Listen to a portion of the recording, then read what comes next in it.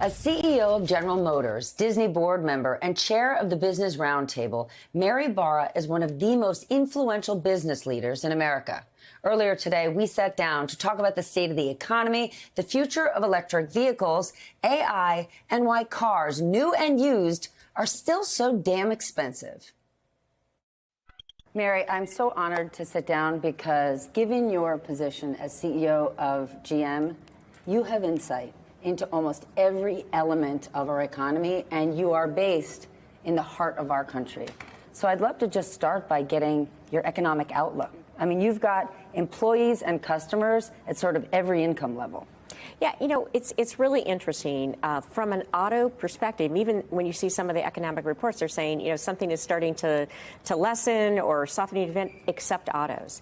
And, you know, we've really had pent up demand, though, because if you think about it, we had COVID where we were down for several weeks. Then we had the semiconductor shortage where we couldn't make vehicles for a while. So we still have pent up demand, and we're seeing very strong demand for our vehicles. And I do believe, you know, this talk of, you know, it was a recession, then it wasn't going to be a mild recession. I think we're going to move through that. So, I mean, again, there's people who are far more expert than I am on that. But as we look today and we see what's happening, we're still seeing strong demand and we're seeing pricing hold for the most part. You know, we're seeing a little bit of softening, but, you know, well above where we were from a COVID perspective. Seeing that manufacturing has moved forward, why is there still such high demand for used cars and those prices remain high?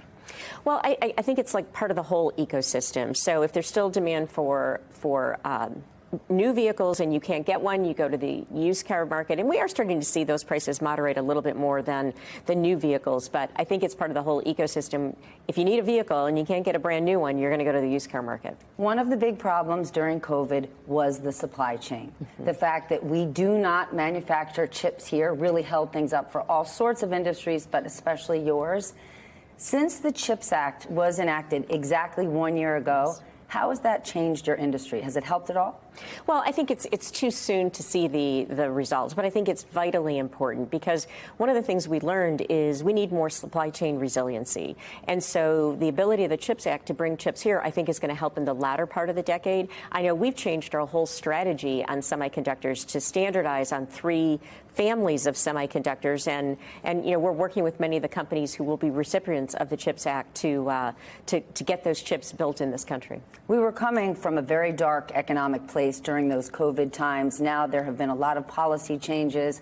The president calls it Bidenomics. Things like the infrastructure law. How do you see that impacting your world? I mean, better, newer roads are certainly a good thing for all of us. Absolutely, but I think one of the most important things, if you look at EV adoption in the Bipartisan Infrastructure Act, is the provision for charging.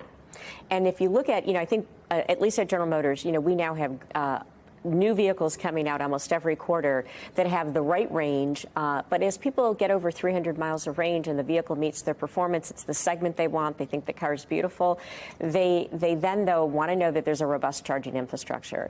And so as part of the infrastructure, the bipartisan infrastructure bill, there's provisions to do charging. I think that's really going to help in some of the areas that the startups or new companies won't go into. A dense urban environment, you know, there's a lot of people looking at charging there because that's going to have a utilization that will allow payback.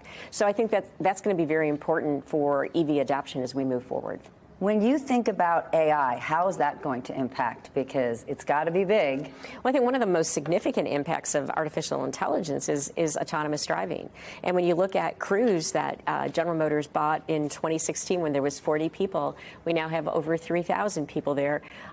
A large majority of the people that are a part of Cruise are experts from an AI machine learning. And that technology is what is giving us autonomous driving, where they're literally the car is driving itself. When you think about electric vehicles, when we think about them, what do you see as the future? Well, you know, we clearly see an all-electric future. And we're the only full-line manufacturer to commit that our light-duty vehicles in the United States will be all EV by 2035.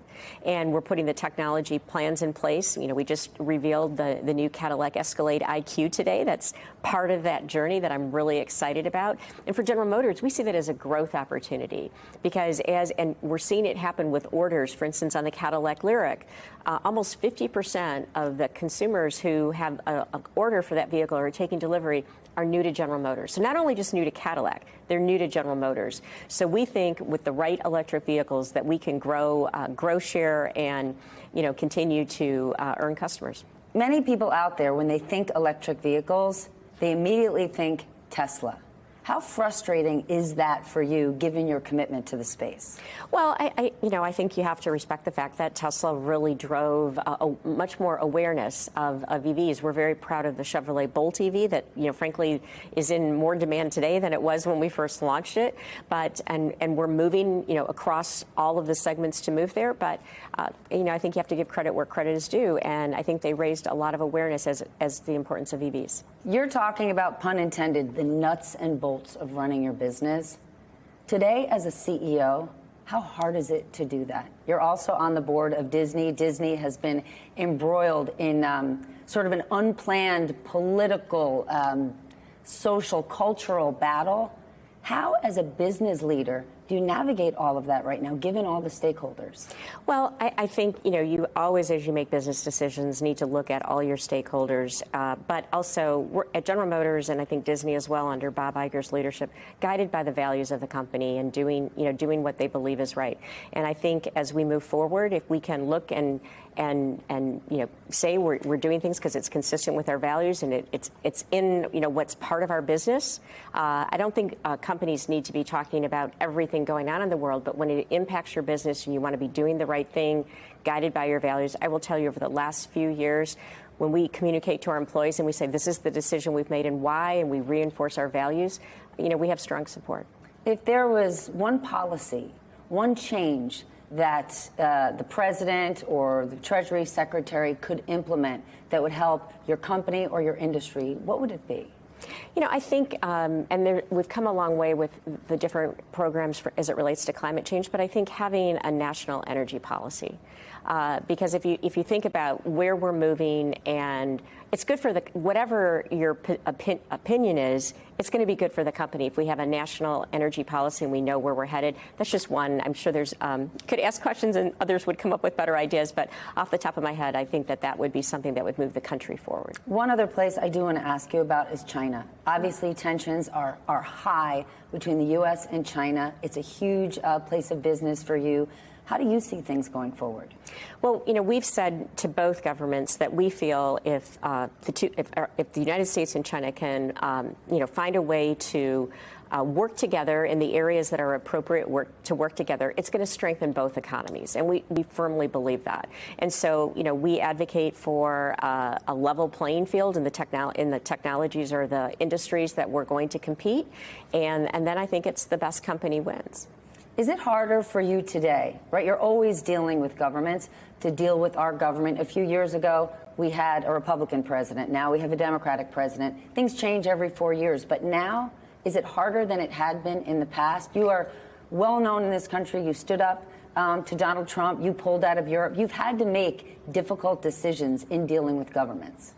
Yeah, I think, in our business especially, because developing a new vehicle program, building a plant, setting a technology strategy where you're investing billions of dollars, what we need is stability in policy.